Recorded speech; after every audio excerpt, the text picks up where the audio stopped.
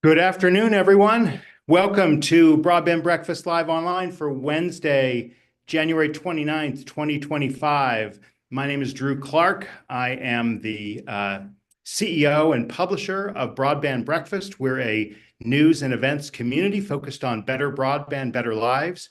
We do news reporting every day, and we bring this community together every week for this free Broadband Breakfast Live Online session. We cover the infrastructure, but we also cover the impact that broadband has and the tech industry more broadly, right? Because broadband is kind of the lifeblood, but you got to have circuitry and processing to do all the good stuff with broadband. I'm really excited for the topic I'll be introducing just now. But before I get there, I want to do a special announcement. We are very excited about an upcoming event that we will be announcing today. It's going to be called Data Centers, Nuclear Power, and Broadband. It's going to be on Thursday, March 27th of this year. So stand by or come back to Broadband Breakfast later today, where we'll be putting out a release on it, and you can sign up for this important event dealing with the data center infrastructures that power AI and their role in the economy and society today. I mentioned just at the top that we do this Broadband Breakfast Live Online, this free event every Wednesday at noon Eastern time, which allows everyone in the United States the ability to get to it at a reasonable hour. And we also do events like I've just announced. This event is free. We do encourage people to join our premium Broadband Breakfast Club, where you can get unlimited access to the content on Broadband Breakfast. But these events are free, and they're supported by our sponsors. And I'm very excited to highlight a little bit about one of our sponsors. The sponsor that I want to highlight is Wesco. With over 70 years of experience in broadband deployments, Wesco is helping broadband companies with the products and technology, project management, solutions, and supply chain services they need to deliver an agile, resilient, and always-on network. To learn more, go to broadbandbreakfast.com/Wesco, W-E-S-C-O. That's broadbandbreakfast.com/Wesco, W-S-C-O, to learn more about Wesco's background and experience. I said earlier, we've done this for nearly 5 years. We're coming up on the 5th year of the pandemic, which is when we started. We cover things from data centers to infrastructure to digital inclusion. And today we're going to be talking, of course, about the Little Tech Agenda. What is the Little Tech Agenda? Well, it's kind of a sleeper document that came out on July 5th of last year, put out by Andreessen Horowitz, the Silicon Valley venture capital firm powerhouse. And in my perspective, looking at it, it really changed the trajectory of the 2024 election. It created kind of a permission structure for Silicon Valley tech executives, venture fund executives to support the return of Donald Trump to the White House. And in my mind, that was kind of the difference, made all the difference. You could argue, I'm sure there will be people who argue with me, say, oh no, it would have happened anyway. But I think that that support that the entrepreneurs from Elon Musk on down really did lend a support to the Trump-Vance ticket. And that's kind of what we're going to be talking about today. Let me go ahead and open our view to our panelists. I'm going to introduce each of them briefly, and then we're going to hear from each of them to give their perspective on this document, the Little Tech Agenda, and more broadly, how Silicon Valley is reacting to the now 10-day or 9-day-old, I guess, Trump administration. Our panelists today we're going to hear first from Jennifer Huddleston, who's a senior fellow at the Cato Institute, where she works at the intersection of law and technology, including online speech, antitrust, and data privacy. She is an adjunct professor at George Mason University's Antonin Scalia Law School. So you teach at my alma mater, Jennifer. I'm happy to learn. And we are very excited to hear Jennifer's perspectives on the Little Tech Agenda and Silicon Valley and Washington. She'll be followed by Will Reinhardt. Will is Senior Fellow at the American Enterprise Institute, where he focuses on the political economy of technology and innovation. He covers policy areas such as diagnostic testing regulation, federal agency regulation guidance, the CHIPS and Science Act, and artificial intelligence. And he also serves as an expert on the Federalist Society's Emerging Technology Working Group. So thanks, Will. Return visitor being with us here on Broadband Breakfast. And then none other than Gary Shapiro, the CEO of the Consumer Technology Association. Gary is a dynamic speaker, author, CEO, and vice chair of CTA, which represents more than 1,200 consumer technology companies and owns and produces CES, the most powerful tech event in the world. And I actually agree with that statement you put together, Gary. I've been there countless times. And in your 30 plus years heading CTA, Gary has extended the association's influence and impact alongside the growth of the technology industry. So we look forward to Gary's thoughts batting cleanup there. But let's go ahead and turn it over to Jennifer. Give us your thoughts on this topic that we're here to speak about. Thank you so much to Drew for having me today. This will be an excellent lineup. You know, I've watched Broadband Breakfast over the years, so I'm very excited to be joining us as a speaker today. I think the idea of a little tech agenda in some ways points out many of the reasons that the US has been so successful when it comes to innovation, why we've been a leader in the internet era, and why we want to continue to see a light touch approach that allows innovators of all sizes to introduce their products into the market. At the same time, I would caution that sometimes we seem to see people try and create this dichotomy between little tech and big tech. And the reality is that the tech ecosystem has roles for both of them. One can think about going to somewhere like CES and seeing both the amazing innovations that require lots of capital that are only possible really for some of the larger players that are able to compete globally by investing large amounts in research and development. And then one can also walk over to places like Eureka Park at CES and see those startups that are coming up with creative ideas, oftentimes from dorm rooms or from small perspectives that wouldn't have otherwise been served because they had a unique idea and a unique element. But the reality is, regardless of whether we're talking about big tech or small tech, the policy approach is going to impact tech companies of all sizes, particularly in exciting areas like AI. In fact, one of the things we can learn from the more regulatory approach is that the more regulatory approach, like we've seen in Europe, oftentimes actually harms rather than helps small players. Because when you have a more regulatory approach, whether it's over something like data privacy or something like competition or speech policy, it's often more difficult for small players to comply with those laws because of the cost of compliance. Even if their services are just as private or just as successful, it places an additional burden. Additionally, it often requires that they have to go to the government first to seek permission to navigate all that bureaucratic red tape to even launch their product in the market. One of the advantages of the US approach to tech policy is that we've seemed to avoid a lot of those ask the government first permission-based regulations that have really allowed tech players of all sizes to flourish. Now, one of the concerns that came up particularly during the Biden administration, but it has been ongoing, is around mergers and acquisitions. When we talk about big tech and small tech, this is often where you hear a lot of calls for kind of antitrust interventions into big tech. But the reality is small tech players face a lot of different choices when it comes to what their exit strategy might be. And depending on the small player, you may have different desires for how to achieve that.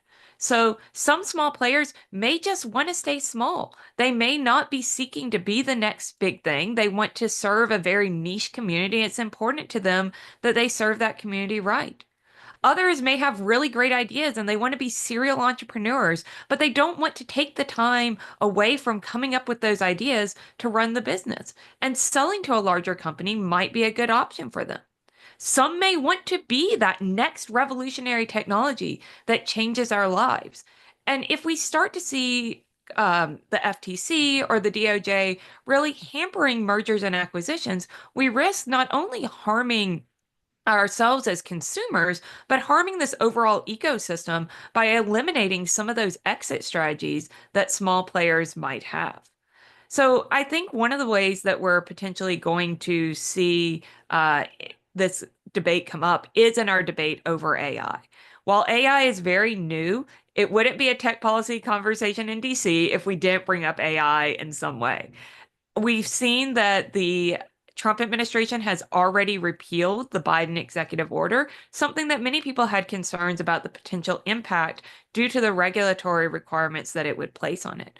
We've also seen states start to consider regulation in AI that could hinder some of those smaller players by creating additional regulatory requirements or not really fitting how this technology works by putting limitations on things like compute power.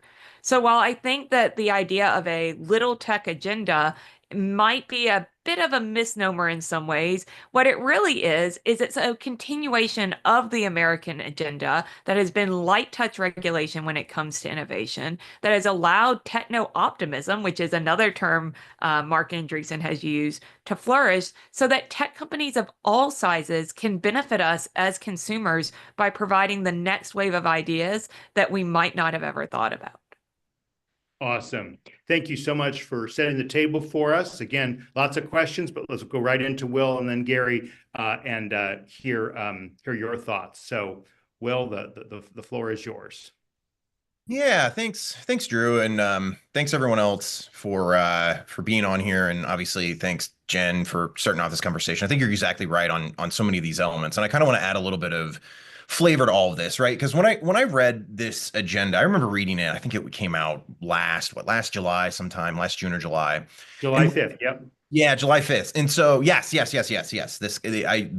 This context, I didn't read it until probably later that month. But what I think that it suggested fundamentally is this, we might think of as a rightward shift. I think, Drew, I think you're exactly right about what this document did. It opened up a space for Elon and Andreessen to support Trump in a way that you've never seen, especially the Silicon Valley jet set, right? The most important players in Silicon Valley. You really have never seen them go for a president, and specifically haven't seen him go for a right-leaning president like this in quite some time, right? The trend has been for a very, very, very long time for the space to be, effectively connected to Democrats of some sort, right? Local Democrats in California, perhaps, a national set. And so I think that what this document shows is a very interesting shift in I think you're right. It really shows what's changing and shifting in this world. In part, I think it seemed to congeal something that was already happening, right? Like, so effectively, once Elon had taken control of Twitter, now X, you clearly see this shift in Elon's political nature. He definitely gets more political in his posts, or at least it seems like he gets more political in his posts, right? Especially his issues with SpaceX, but in particular, once he becomes the owner of X, you see his kind of rightward shift or his rightward lean. And so that is to say that basically when this document came out, right, when this document came out last year, Elon was already kind of moving towards that realm as well. And so Andreessen basically kind of connected the dots and opened up the space.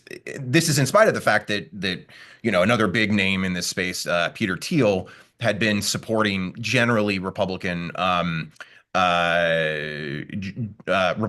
legislators and folks for quite some time. But all that's to say is that what I think is interesting about this is one, how it demarcates this shift, right? This shift in acceptance of Trump. But in two, it also, which I think is exactly what Jen was talking about, is this distinction between, little tech and big tech. So even big tech, when we think about big tech, they're not really thinking about the same way, right? The Facebook Meta has very different desires as, say, Apple or Google, right? They've been proposing and supporting different pieces of legislation because each one of these players wants something slightly different out of the marketplace.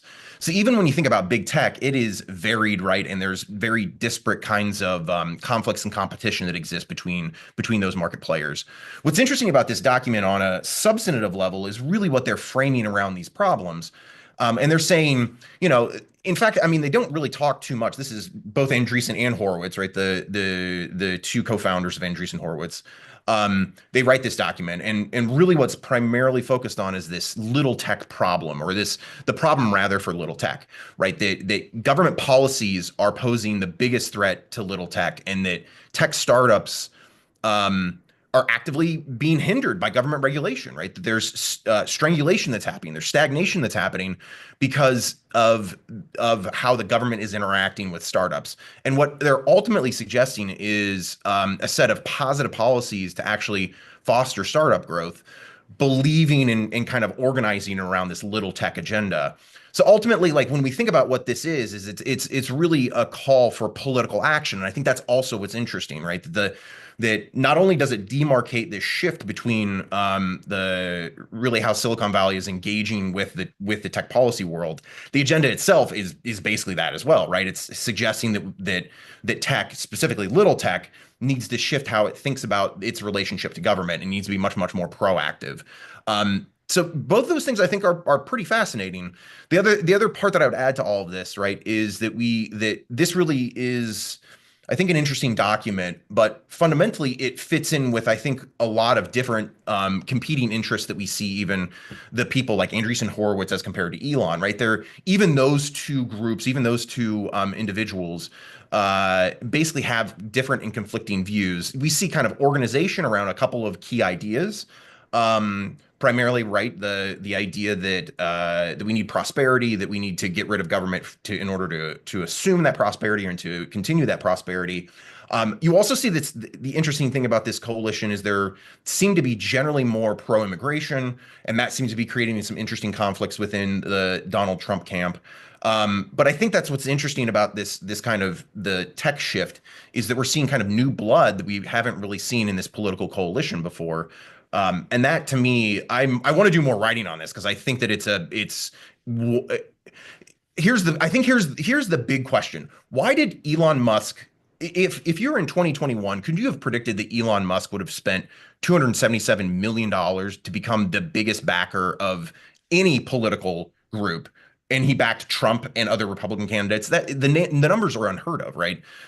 To over almost $300 million specifically to back Trump and Republican candidates. And it's just, I don't know that you could have predicted. I mean, I think you probably could have seen the shift happening, but I still think that it is something of an important shift that these major players are going pretty handily towards Trump. I'll leave it at that. There's so much more to talk about as far as the substantive legislative items are concerned, but all I want to do is put a marker in the document itself, which is showing that these things are happening, that Silicon Valley is politicizing, right? That you're having this, I think, important shift within larger tech to understand that it is politically implicated.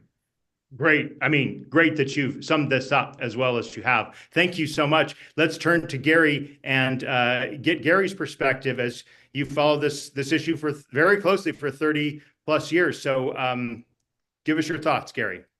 Thanks, Drew. I'm honored to be on this program, the Broadband Breakfast. I will notice that it is not broadband we're talking about. No one's mentioned that word yet. It's broader than broadband today. And it's not breakfast, it's lunch, but there's no food. If you're in Hawaii, okay? So, but I look, it can be really easy to just agree with the two last speakers and how you laid it up, but I'm not going to do that because that's not interesting to anyone. So I will honestly, especially what Jennifer said, and without going to the politics, that's absolutely great. But I want to reject the premise that there's somehow a schism between big tech and little tech. It doesn't exist, except in some extremely narrow areas. The Consumer Technology Association, we have over 1,000 companies, as you noted, that are members. We're a trade association for the tech industry. There are certainly others. But our chairman this year is from Amazon, but the last two chairs One was a startup with 3 employees, and the other is a VC investing in smaller companies.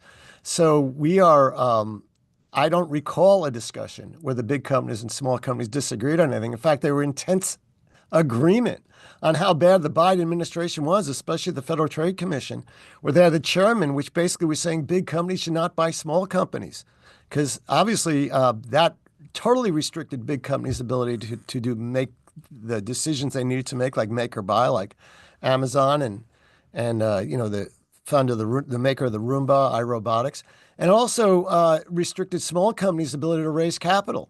Because if you don't have an exit with big companies, which is the most common exit, I mean, you could go public, you could sell to private equity, you could grow intrinsically, but the exit is selling out to other companies. If that's foreclosed, that was not helpful. It was a horrible 4 years. As of, I guess, tomorrow, she's gone, which is great. We should celebrate that day because she was just terrible for technology. But when we talk about technology, the schism I hear from my colleagues here actually is it's kind of like Silicon Valley, Silicon Valley. I want to remind everyone here that Trump did not win in California. And the money that came in to actually Trump, the last time he ran and won, 8 years ago, his number one funder was actually made his money in the technology world. He was Sheldon Adelson, who started the Comdex trade show, which was sold for about $800 million. And that gave him the launch to create the Venetian and the Sands. I mean, I've known him for 40 years. I did his first real estate deal with him. And he was the funder of Trump, the biggest one. So Trump's gotten funding before. And this thing about Silicon Valley is not even most of my members are from there. And again, we have the big companies and the small companies, and they agree on everything. But we are funded as an organization with all the big companies as members. And I was first attracted to our organization because we believe passionately in the value of small companies. And we've been talking about these same things for years. So the small tech agenda is kind of our agenda. It's been around for a while. We don't call it a small tech agenda because it's a tech agenda. Every company, the big companies included, want to see small companies succeed because that's where they get some of the best ideas come from. And that's where Europe went wrong with their agenda on AI, is that it's all about what big companies can afford. And, China is their agenda on AI, when we're not competing with really Europe, we're competing with China, as we saw this week. And China has access to data sets that we'll never have access to because of all sorts of privacy rules. And, Europe, it's all about privacy. China, there's no privacy and a real strategic focus. And here we are in the U.S. And I think that this is a bipartisan issue where we want the tech industry to succeed again. And they're not the enemy. We don't go the way the Biden people went to Europe and say, sue our best companies. That is over. Seeing those tech executives, the big tech executives, standing behind the president of the United States at his inauguration was like a dream come true for me. Because those big companies want the same things that the small companies want. They want to be able to buy the small companies. They want to be able to be their first customers. They want to nurture them. They want to do things to help them, and they give to them, and they invest in them. A lot of them have VC arms that do that. And so I don't see a difference here. I mean, it's cute, it's good marketing and all that, but we're all on the same team, folks. And I've seen zero in my world of an association representing all these companies, in a sense, where there's any distance. Everybody wants to have permissionless innovation. They want all the other things that I'm sure we'll get to. And that's where we are as a nation. We have to do it. It's very important for our future. And, my head is spinning like the Exorcist girl because of what's gone on in the last 9 days. And some of it is basically a change to we got to shake up government. So we have to make it so that business can succeed and the country can succeed. And I disagree with a lot of what's going on, and I agree with what a lot's going on, but it's certainly disruptive, it's innovative, and it's terrifying. But I think we'll survive as a country, and I hopefully think at the end we'll agree that what we agree on, and even the Democrats can agree on, are a lot of different things, including making our economy stronger, bringing down inflation, and where we disagree, which is vehemently, is putting up, a barrier around our country physically and with dollar values on tariffs is probably really not the healthiest thing for our economy, or frankly for inflation and our small businesses as well. Well, ever controversial. Thank you, Gary. All right. So I have 3 things I want to start with, and maybe I'm throwing out the list I previously set. One, I want to talk about the details of the little tech agenda, the substance. Second, I want to talk about the spin, or the way it's been presented and is or isn't real little tech that raises the little tech, big tech. And three, I want to ask about some specific questions that have been raised here. But first, let's talk about the substance. If you look at the substance, I mean, it kind of, again, it's been available since July 5th, so 6 months out there. It talks about America's technology prowess, its economic prowess, its military prowess. And when you get down to it, it is exceedingly modest in its concrete suggestions. And I basically have four issues that I can discern from it. One, no more, no more regulation of crypto, okay, the way it had been in the Biden administration. Two, let AI free, right? Don't be decelerationist, be accelerationists. Number three, let merger and acquisitions happen. I mean, and it's framed from a little tech agenda to get acquired, right, by a big tech company. And then basically, don't punish our stock option sales, unrealized capital gains, a real kind of bee in the bonnet that VCs raise. Those are kind of the four issues that I really discern from there. And I want to start off by asking our four panelists. I haven't heard the word crypto yet. I haven't heard the word, I mean, we have heard M&A and AI been touched on, but stock options have been talked about. So, I mean, how important was the crypto and the crypto issue, which was clearly an early issue that Trump seized because it was an open door given the Biden administration's very hostile approach towards crypto. So let me start with Jennifer. What do you think about these specifics of the little tech agenda and how they factored into the political movement that has kind of generated from it? Well, I'm going to kind of go a little off of what you actually asked, Drew, but talk about the specifics a bit. I'm not a crypto expert and I'm not a stock options expert, so I'm going to stay away from those two elements. But one of the things that really sticks out to me in the little tech agenda is its emphasis on the regulatory state and on regulatory agency action. One of the things we've been seeing as a growing amount is that there's not really a lot of agreement in Congress around big tech policy issues. We're not seeing an equivalent of the 96 Telecom Act or of Section 230 really gain traction in Congress. And at times that's been good because we've been able to see that really the permissionless approach works, that we didn't need a regulatory framework. And in other cases, it's been concerning or bad, particularly when we see states or regulatory agencies step in to fill that void. I'm thinking, for example, around issues like data privacy, where we have a growing patchwork that, particularly for small innovators, is really potentially problematic as you're trying to deal with compliance.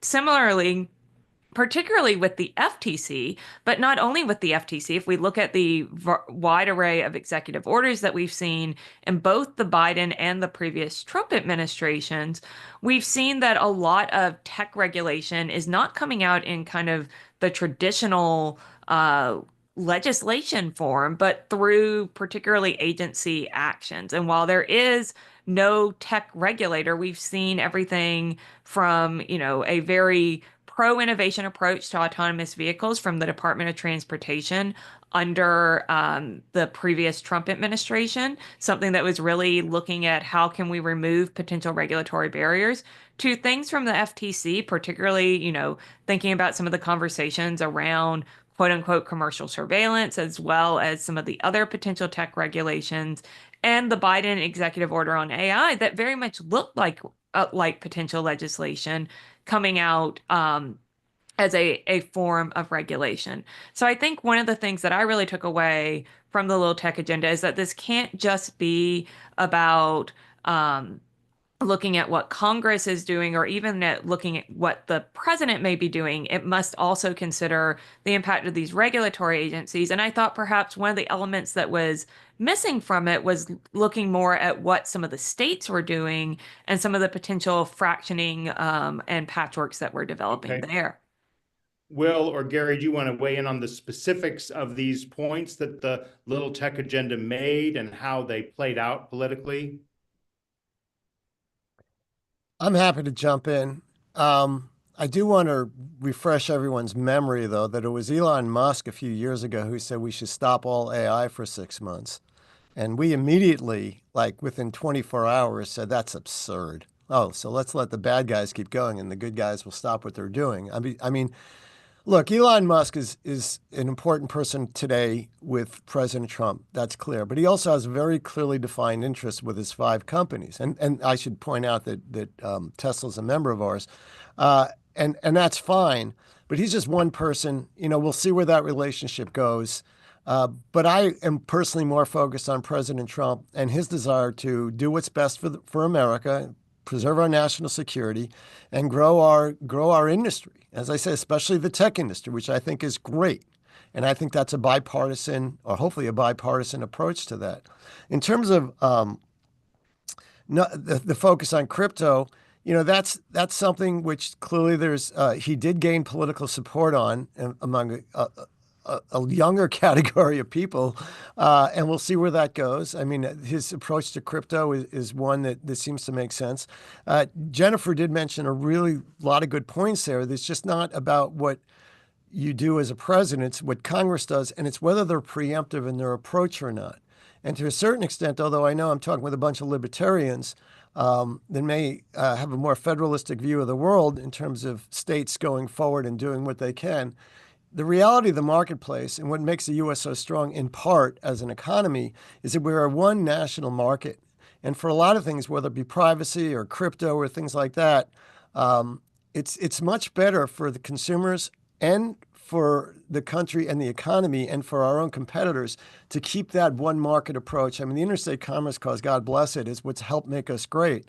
And we're dealing with different state privacy laws. You want to talk about a little tech agenda, as Jennifer stated or implied, it's like dealing with different state laws is a real challenge for a small startup. Right. And that's something, if you really care about small companies, you have to focus on it. The big companies, they could deal with it. They don't like it. It's not their priority, though, because they could deal with it. But, again, we don't want to be like Europe, where everything is about, how expensive you can make it for a big company or any company to start a business or to go into a new business line. We want to make it so you can start up. We issue 2 different ratings. One rating is of the countries around the world and how innovation friendly they are. And we have all sorts of criteria, including, how easy it is to start a business. But we also have a state by state rating, which is coming out shortly. And that's focused on all sorts of things like how innovation friendly you can be. Well, you're innovation friendly if you allow startups to occur. And that's the bottom line for both rating systems. But there's a lot of criteria which we use for that. So we're always debating and discussing the question of what it takes. Cyber currency is just one example. The AI thing is where, you need Congress to act on privacy. You don't want to make it so a startup has to deal with every privacy law. Plus, privacy is a major interference in a way that China doesn't experience with the ability to get data sets. I mean, China has one healthcare agency that has records on 1.4 billion people. And from that, they're going to surge forward in healthcare, figuring out how, based on your genetic code, your gender, your age, where you live, what you eat, what your parents did, you will get unique treatments. We got to get there. We got to figure out how to deal with HIPAA and get there. I mean, I was at a dinner on Saturday night with literally mostly doctors, cancer doctors and others, and they are so frustrated by their inability to exchange information and figure out what works and have one system. There is an opportunity here that's a moment in time. And, I have this book that came out behind me. I'll talk about for 1 second, Drew, Pivot or Die. Basically, we're in a situation. Look, with the book, we named it a lot before we knew Trump would win, but this is really relevant now. We all face a decision, especially those of us involved with public policy. Do we embrace change or do we just resist it? And there is change afoot. And it's not whether we're strong or we're fast, it's how quickly we adapt to that change. And whether you're a government employee now or whether you're in the tech industry, this is the most phenomenal opportunity in our lifetimes to make a difference in a positive way for our country. I mean, you have to buy into the major thing that Trump is trying to do, which is to make the country better, make it run more efficient, hopefully cut down the debt and deficit a little bit so we have a future, bring down interest rates so there is investment, and allow the little tech and the big tech to prosper to surge forward our economy. So that's my answer on that. I'm not going to comment on stock option because it's too in the weeds for me. No, that's fine. That's fine. But quickly, just let me ask, what was the trend line of your innovation index over the 4 years of the previous Trump administration and the 4 years of the Biden administration? Did Trump go up or down in the first administration? Did Biden go up or down in his administration? Well, this is a very U.S. Compared to other countries. It's a very U.S. centric approach, and the U.S. Until relatively recently was easily at the top. because we believe in certain things that matter, like diversity. I'll still use the D word, is important to our innovation agenda, as is freedom of expression, as is certain things embedded in our Constitution and our culture, which we value and make us great and make us innovative. And certain things that China does, for example, with its closed door policy, its dirty air and dirty water, having the most coal plants you could have, still doing it every year, despite what everyone thinks they're the most polluting big country in the world. And all these other things they're doing are not very healthy for innovation, but they are, let's be honest, they're proving very quickly they could be innovative as well.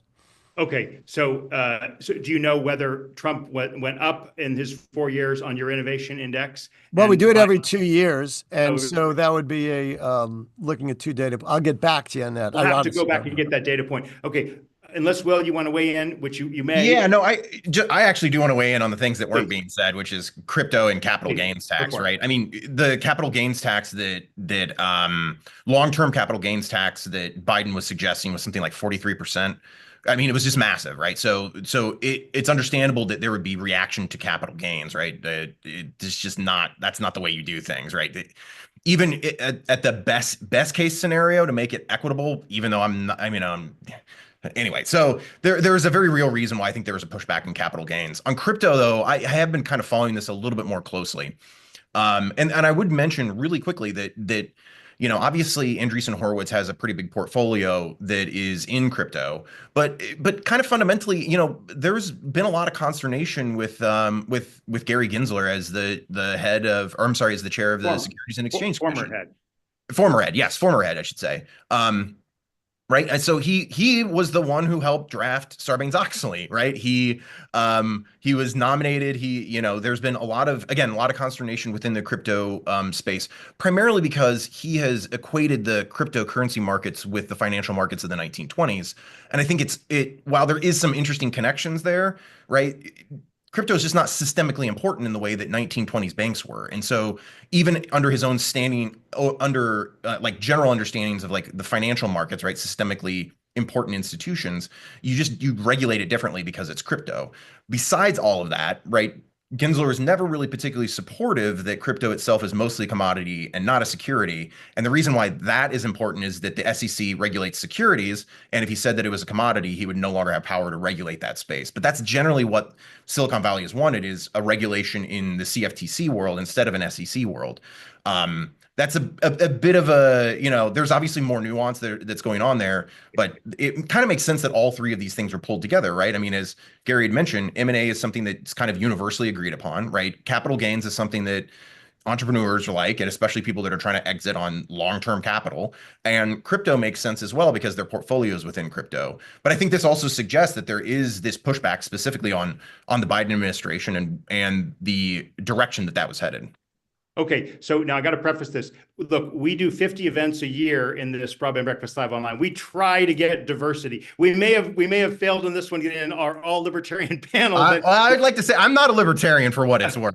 Okay, well, thank you for clarifying. But look, I want to pivot to maybe a point of contention between big tech and quote unquote little tech, right? And it's what's missing in this document, which is to say, Section 230, right? I mean, the last time I heard Trump talk about Section 230 was certainly before he became president again this time. And so that was sort of the thing that the tech industry, the Metas, the Googles, the former Twitters, now X's, rely on. I mean, how long could Elon Musk's X last without Section 230, which of course relieves the platform of liability for solely user-generated content posted on that network. Now, all of these billionaires, Bezos and Zuckerberg and the heads of Google and other companies that were at the inauguration itself in a 600-person Capitol Dome, does seem to suggest a different attitude. But is it warranted, right? Is Trump going to say repeal Section 230 again, like he did in his first term? What are some of your thoughts on this issue that really does kind of pit, at least it has until recently, pit big tech against Donald Trump? Well, first of all, I just want to clarify something. Section 230 is not a big tech issue. It's a tech issue. It's a First Amendment issue. It's an issue which affects every startup website that has comments in there, every review website, Travelocity. It affects anything you're reviewing a doctor or Nextdoor, which a lot of us follow for community things. It affects websites' liability and just getting stuck in a legal morass. I think the issue is for whether or not what you think tech should be regulated. I think what tech wants is not an absence of regulation. I think companies just want the ability to know if they're doing something that is legal or not and then follow the law. But to say something like Section 230, you're going to be liable for anything anyone posts, including, for example, the New York Times comment section, that's a stretch too far for the First Amendment to take. And it affects so many companies besides the big mega ones you talk about, which could probably deal with Section 230 again, easier than some of these smaller or startup companies can deal with, because there's so many review websites, there's so many other things. This is a much bigger issue than big tech, frankly. And it concerns me because what I like hearing about is actually Trump talking about the First Amendment when he talked in his inaugural address, and bringing back up the First Amendment as a fundamental principle of our country. It's been dead for 4 or 8 years now, where an erosion has been tremendous. How was the First Amendment dead in the last 4 Oh, or 8 by being attacked. No one's defending it. It's being attacked on college campuses. It's being attacked by the administration. It's being attacked by chilling speech by the Biden administration, telling platforms what to do and what to say. The First Amendment has been under challenge for a long time, and Section 230 and eroding it is part of that. So I think Section 230 hopefully is dead for a while, because there's a lot of other bigger issues that everyone wants to focus on, because, you know, the things that people are doing, for example, that are very targeted, for example, protecting children online, you can deal with a specific targeted problem without throwing, causing immense harm to many, many, many websites. There's all sorts of ways of dealing with things on a narrow basis that's performance-based, which is what I think the tech industry wants, is the freedom to innovate and the freedom to go forward, and so startups can get in there without being smothered with regulation. That's what we all want. Okay, Jennifer, I know, Cato's done whole conferences on Section 230. And I think that's one of your issues. So yeah. Talk me through the politics here. What's going on with Trump and Section 230? So I actually have a paper talking about why Section 230 is a pro-competition policy, that actually Section 230 is incredibly important for small players, because you have two different dynamics, as Gary was kind of alluding to, that are resolved by Section 230. One is, if you're two guys in a dorm room trying to start the next review site, the next messaging app, the next really cool news blog that's going to have comments on it, your third hire doesn't have to be an attorney. You can actually invest in your product. You can invest in your community, knowing that if the community goes away, that's not what you intended, and either you have to intervene in that content moderation, or somebody uses your messaging service for something that you never intended it to be used for, you're not going to face industry-crushing liability, with a very few asterisks of, federal criminal law type of, and IP and some of those other things we can get into.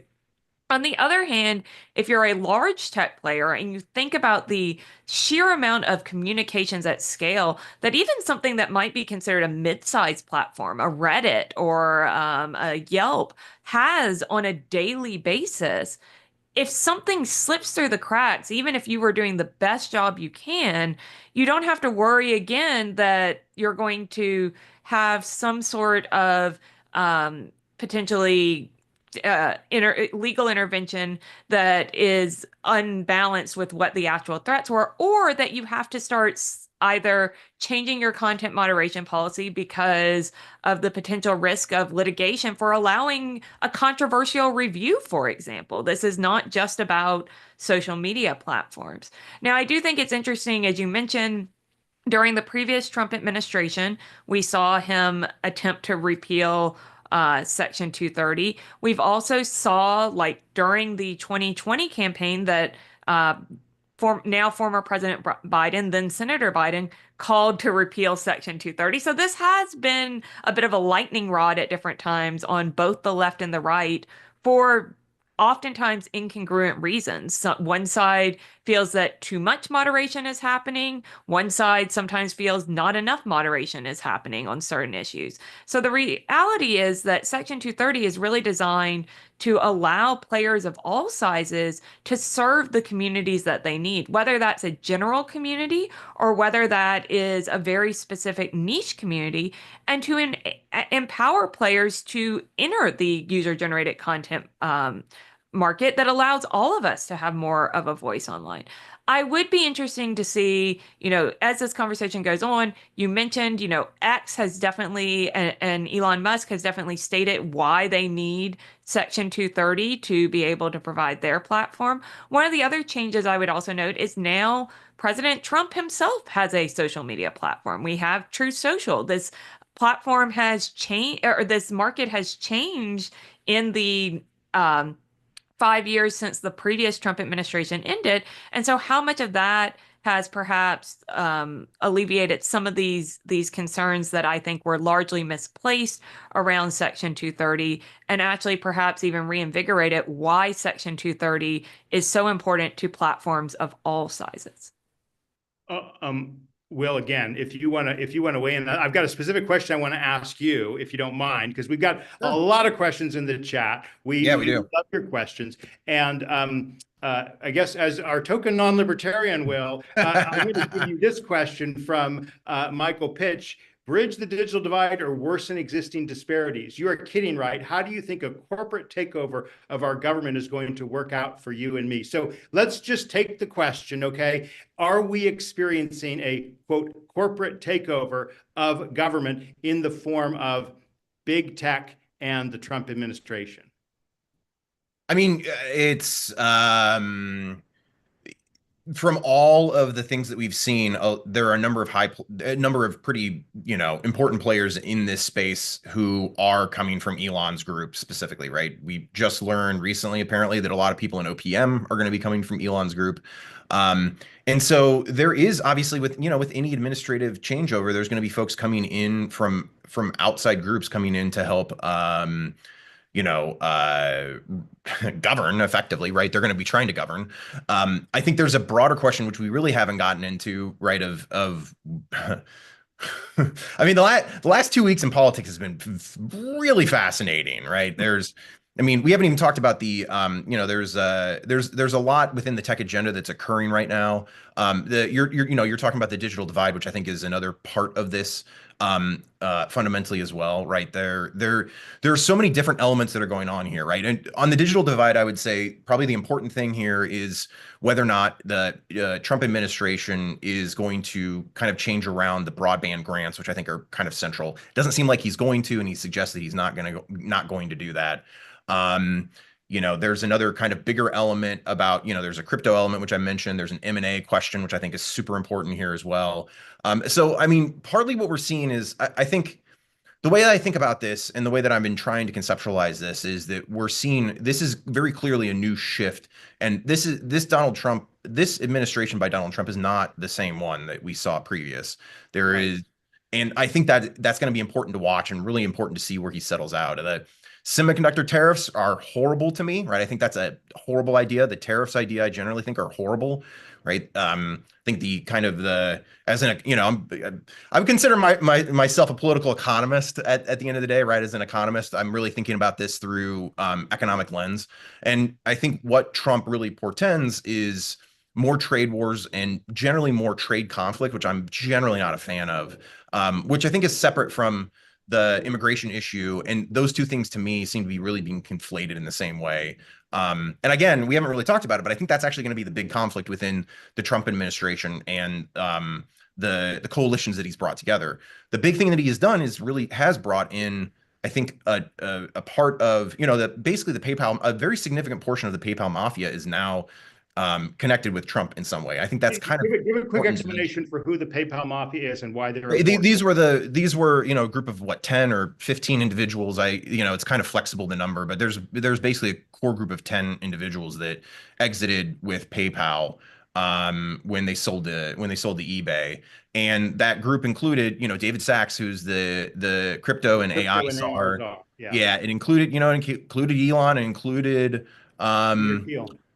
Teal, yeah, and there's I forget the other guy. There's I'm blanking on his name right now, but there's point being is that there's this. It seemed to me that this era really shifted, or rather, I should say it like this: is that there's something clearly interesting about the fact that all of these entrepreneurs that seem to be supporting Trump seem to come from a very specific era, and I think that that's important to understand on this layer, which is this the political side of all of this, right? The big thing about the little check agenda is that it's a political document. It's a call to arms for little tech, as Andreessen understands it, to engage in the political process, which has occurred, as Gary is right, in the past. But I think you're seeing this kind of new level of engagement that showing up in OPM, it's showing up in Doge, it's showing up in all of these different ways at the OMB. So to me, there's a lot that's going on here. And I'm, to me, there still seems to be a lot of opportunity. I think there's a lot of opportunity to make things much better. So I'm focusing my efforts primarily on that in the near term. So someone referenced immigration and H-1B status, and I do want to come to that because Broadband Breakfast, we do this series at the end of every year, 12 days of broadband, and in some ways this session here in this live online is keyed off of the final 12th day of broadband about the little tech agenda, Marc Andreessen. And in that profile, if you will, of Marc Andreessen, it talked about how Andreessen had supported Democrats pretty much all along, maybe 2012 and 2016 it was for Carly Fiorina until she dropped out. But he switched his support to Hillary Clinton in 2016. And the reason he cited was immigration. He did not like Trump's views on immigration. Okay, that was 8 years ago, long time ago. But we've already begun to see a little bit of the back and forth between the sort of traditional America first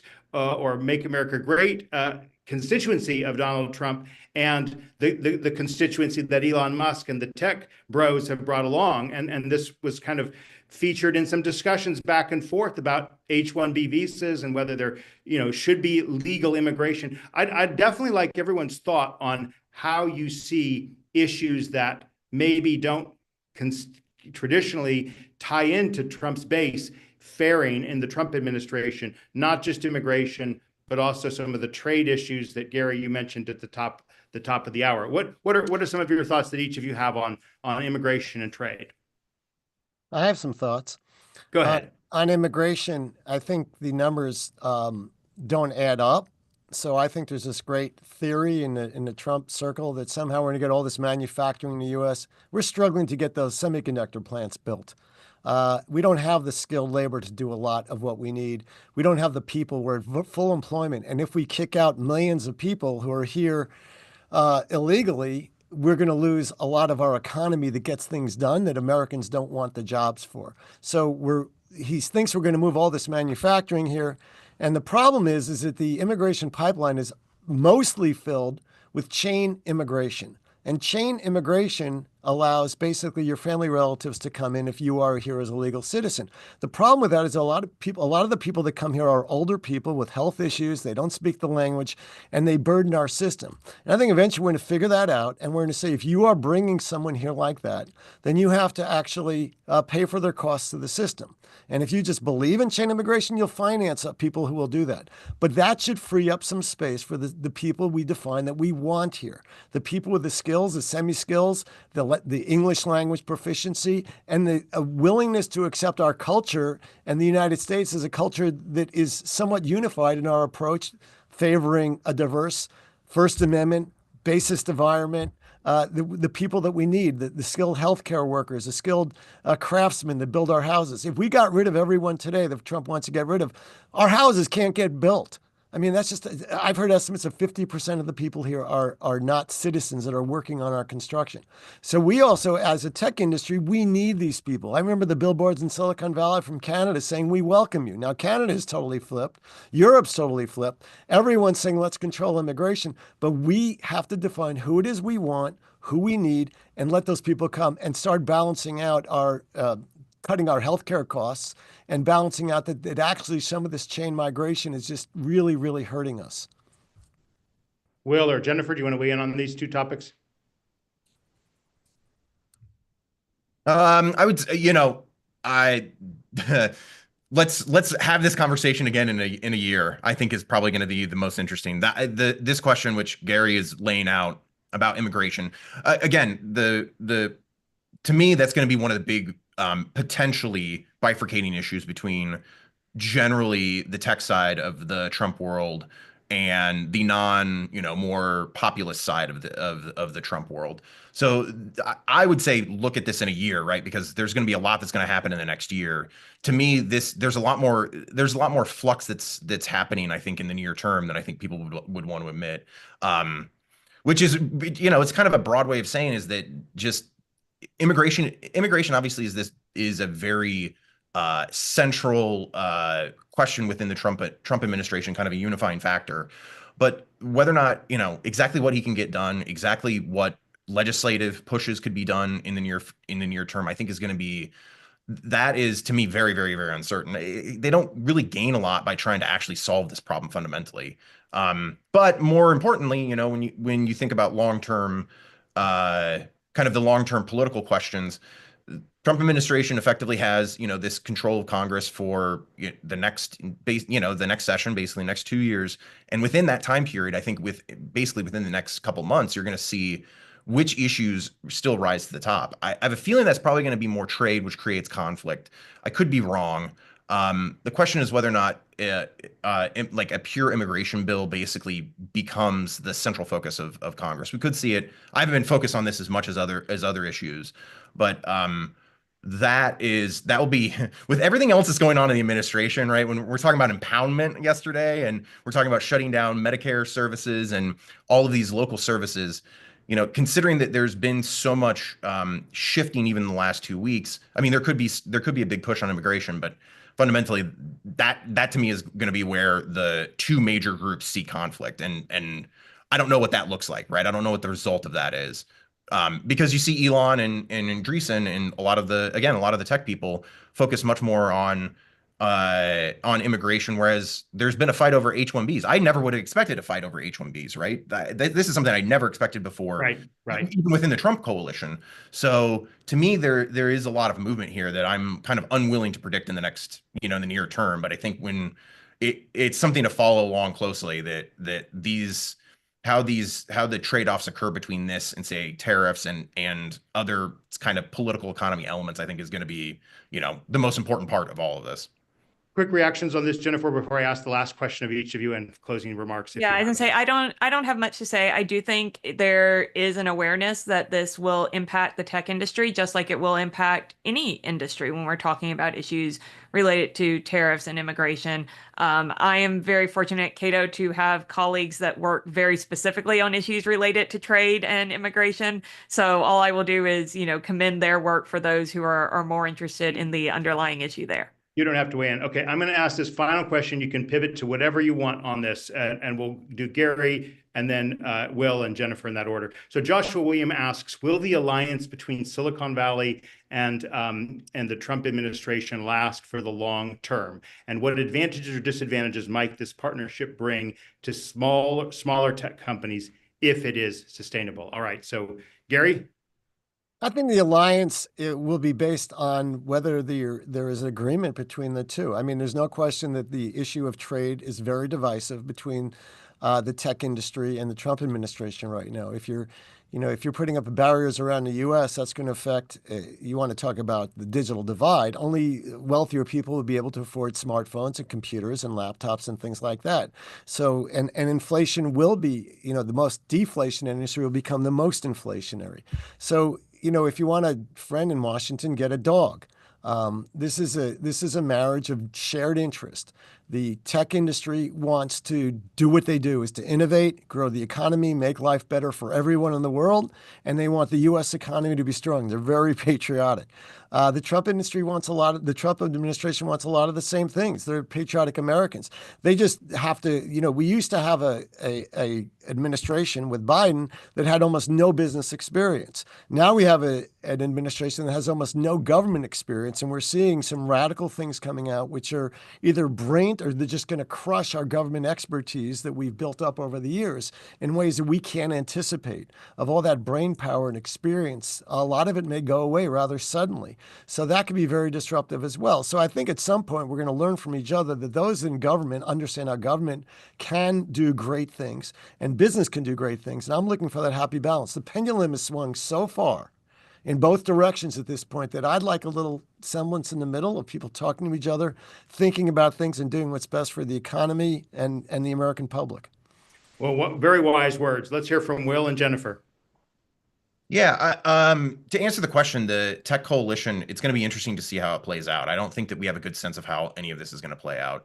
The bigger question that I think that the question hints at is, what does this coalition look like after Trump, right? Do these elements, right? Do the elements that exist within kind of the tech right, which you've seen growing since 2012, 2016 or so, that do those continue to be influential within the general, post-Trump Republican world? I hope they are. And I do think that what we're seeing is this kind of synthesis of the two, right? Of concern for, part of this is that we're seeing a general shift in more concern for government overreach. Just to highlight one quick thing, Ezra Klein is now talking about state capacity, permitting overreach, problems of like veto power in the government. That I think is a very significant change, even within even within the intellectual left, that the entire world has really, not the entire world, but the things have shifted dramatically in the last couple of years against the kind of heavy-handed regulatory state. And I think that is an incredibly important shift in understanding that, if we want to actually do things, if we want to get solar built, if we want to build machines, if we want to actually do the building, we have to be smart about our permitting regulations. We have to be smart about how we regulate these companies in a broader level. I think that that's the general trend that we're seeing, right? We're seeing this not only this thing that's happening within the Trump world, but a shift more broadly against those sort of excessive regulatory states. I think that's important. I'll end there because I have so many more thoughts about that. All right, Jennifer, quick final thoughts for us all. Yeah, I'm going to kind of pick up on something Will said. I think that my focus has really been, regardless of who's in power, on the underlying policies and on the importance of understanding that if you give the government power to regulate in the tech industry, you have to recognize whether, regardless of which side of the aisle you're on, if you give that power to the government when the people that you agree with are in power, that power is still going to be there if people you disagree with are in power. And so to be very cautious around giving the government power to regulate, even if you think it's going to be a regulation that works favorably, because one, we've seen that tech is a very dynamic industry. We don't want a world where it's government regulation supporting technology that is outdated when we could have better innovation coming along. And two, once you give the government an opportunity to get into issues like speech, like the regulation of what has been a very dynamic and innovative industry, you risk how that power could be abused in ways that you did not desire. All right. Well, that will have to be our last word. We talked very little about broadband in this Broadband Breakfast Live Online, but next week we're going to be talking about next steps for spectrum auction renewal, and the week after, the future of affordable broadband. We're here every Wednesday at 12 noon Eastern Time. On behalf of our great guests, Gary Shapiro, Will Reinhardt, and Jennifer Huddleston, I'm Drew Clark. We'll see